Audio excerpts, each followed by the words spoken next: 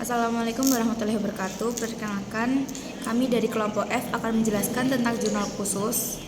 Perkenalkan, saya Nadia Verita Zahra dengan nomor NPM 240130100385. Perkenalkan, kami dari kelompok F akan menjelaskan tentang jurnal khusus.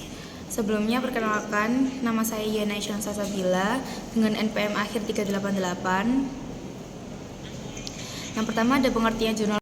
Perkenalkan, nama saya Rikta Liadianisa, NPM akhir 402. Saya Muhammad Davi Arifki dengan NPM akhir 419. Yang pertama ada pengertian jurnal khusus. Jurnal khusus adalah jurnal yang dikelompokkan sesuai dengan jenis transaksinya. Setiap terjadi transaksi, petugas pembukuan mengidentifikasi jenis transaksi yang terjadi dan mencatatnya ke dalam jurnal khusus. Jurnal khusus dengan jurnal umum tentu saja berbeda. Selanjutnya ada perbedaan jurnal khusus dan jurnal umum. Yang pertama, format pada jurnal umum. Format jurnal terdiri atas tanggal, akun, keterangan, ref, dan jumlah yang terdiri atas debit dan kredit. Selanjutnya ada format pada jurnal khusus, disesuaikan dengan kolom-kolom yang diperlukan dalam mencatat transaksi sejenisnya. Pencatatan dalam jurnal umum, sesuai transaksi, dicatat hanya pada satu jurnal. Sedangkan pencatatan pada jurnal khusus, transaksi dicatat dengan jenisnya dalam beberapa jurnal yang sesuai. Yang terakhir, posting ke akun besar pada jurnal umum. Posting jurnal ke akun buku besar dilakukan setiap hari, setiap terjadi transaksi. Sedangkan pada jurnal khusus, posting jurnal ke akun buku besar dilakukan secara berkala, misalnya setiap akhir bulan, tetapi tidak menutup kemungkinan setiap 2 minggu atau bahkan per minggunya. Kemudian ada manfaat jurnal khusus. Yang pertama, memungkinkan pembagian pekerjaan atau spesialisasi pembagian pekerjaan dapat dilakukan dengan baik karena terdapat beberapa jurnal sesuai jenis transaksinya. Jadi bagi perusahaan yang besar, sangat mungkin satu orang menangani satu atau dua jurnal. Ini akan mendorong adanya spesialisasi dalam penanganan pekerjaan sehingga hasilnya semakin baik. Yang kedua, memudahkan posting ke akun buku besar. Salah satu tujuan penyelenggaraan jurnal khusus adalah lebih mudah atau lebih praktis melakukan posting ke buku besar, karena jurnal khusus dipindahkan ke akun buku besar secara berkala. Ketiga, memungkinkan pengendalian internal yang lebih baik. Pengendalian internal akan lebih baik apabila hanya satu orang petugas yang menangani satu atau dua jurnal khusus. Yang keempat, menghemat biaya. Menggunakan jurnal khusus memungkinkan penghematan biaya karena dapat menghemat kertas dan tenaga. Dengan jurnal umum, untuk 100 kali transaksi yang sama dibutuhkan 100 kali posting ke akun buku besar.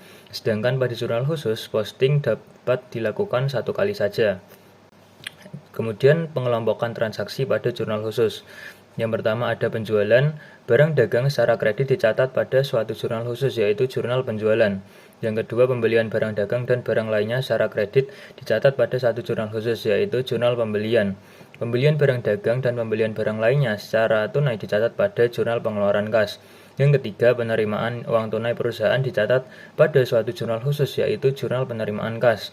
Penerimaan yang dapat bersumber dari penerimaan piutang, penerimaan dari piutang tunai, dan penerimaan setoran modal pemilik. Yang terakhir, pengeluaran uang untuk keperluan berbagai kegiatan perusahaan dicatat pada satu jurnal khusus, yaitu jurnal pengeluaran kas.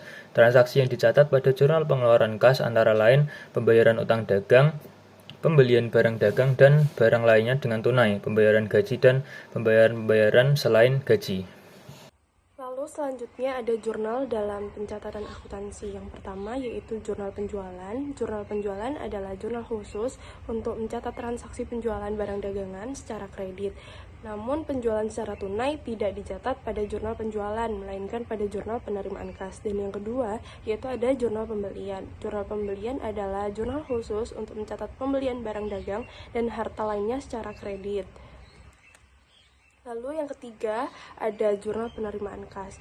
Jurnal penerimaan kas adalah jurnal khusus untuk mencatat semua transaksi penerimaan uang tunai dan atau setara dengan uang tunai. Dan yang terakhir atau yang keempat yaitu jurnal pengeluaran kas adalah jurnal khusus untuk mencatat transaksi pembayaran yang dilakukan oleh perusahaan untuk berbagai tujuan. Transaksi yang sering terjadi adalah pembayaran utang dan pembelian tunai barang. Selanjutnya saya akan membahas soal dengan dalam bentuk Excel. Selama bulan Februari 2015, PD Orchid memiliki transaksi-transaksi sebagai berikut. Pada Februari 2 dibeli barang dagangan dari PT Dendrodium sebesar 10 juta rupiah dengan nomor faktur 111 dengan syarat 2/10 N/30. Februari tanggal 3 dibelinya barang dagangan dari PD Vanda sebesar 2.500.000 secara tunai. Tanggal 4 Februari dijual barang dagangan kepada PD Katelea sebesar 4.500.000 rupiah dengan nomor faktur 222 dengan syarat 2/10 N/30.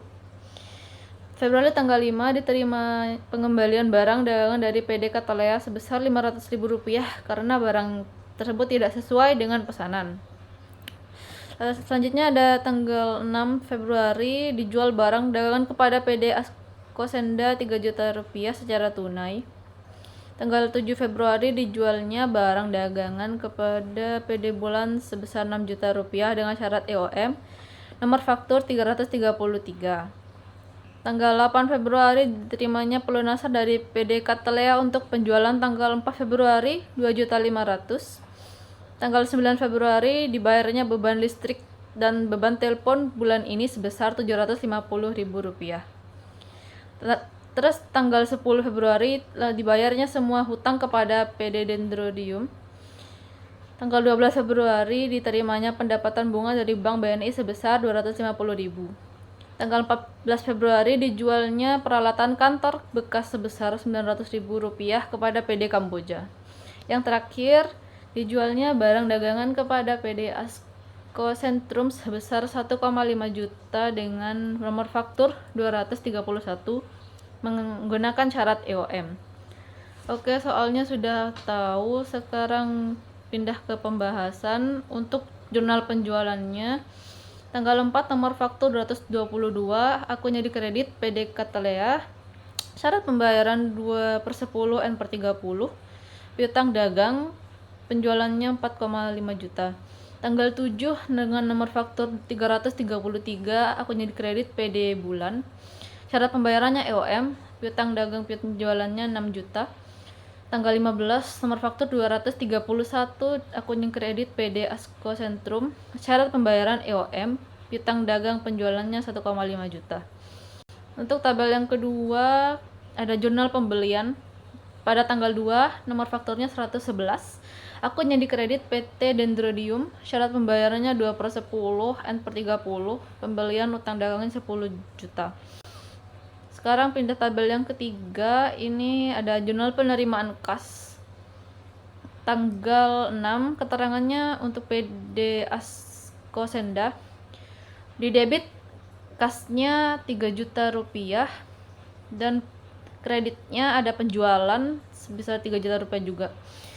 Tanggal 8, keterangan untuk PD Katelea. Di debit ada kas sebesar 2.450.000 rupiah, potongan penjualan 50.000 rupiah. Piutang dagangnya 2,5 juta rupiah. Selanjutnya tanggal 12 untuk Bank BNI, debitnya ada kas 250.000 rupiah, dikredit di serba-serbi untuk akun pendapatan bunga sebesar 250.000 rupiah juga. Yang terakhir tanggal 14 untuk PD Kamboja, ada debit kas 900.000 rupiah dan kreditnya itu ada penjualan sebesar 900.000 rupiah. Untuk tabel yang terakhir itu jurnal pengeluaran kas. Pada tanggal 3, keterangan untuk PD Vanda. Untuk debitnya ada pembelian sebesar 2.500.000, kredit kas 2.500.000. Tanggal 9 itu keterangan untuk biaya listrik dan biaya telepon. Di debitnya itu untuk serba-serbi akun beban listrik dan teleponnya yaitu 750, dan kasnya juga dikredit 750 juga. Tanggal 10 itu ada PT Dendrodium, debit utang sebesar 10 juta rupiah. Untuk dikredit kasnya 9.800.000 dan potongan pembeliannya itu 200.000 rupiah. Dikarenakan mendapati diskon sebesar 2%.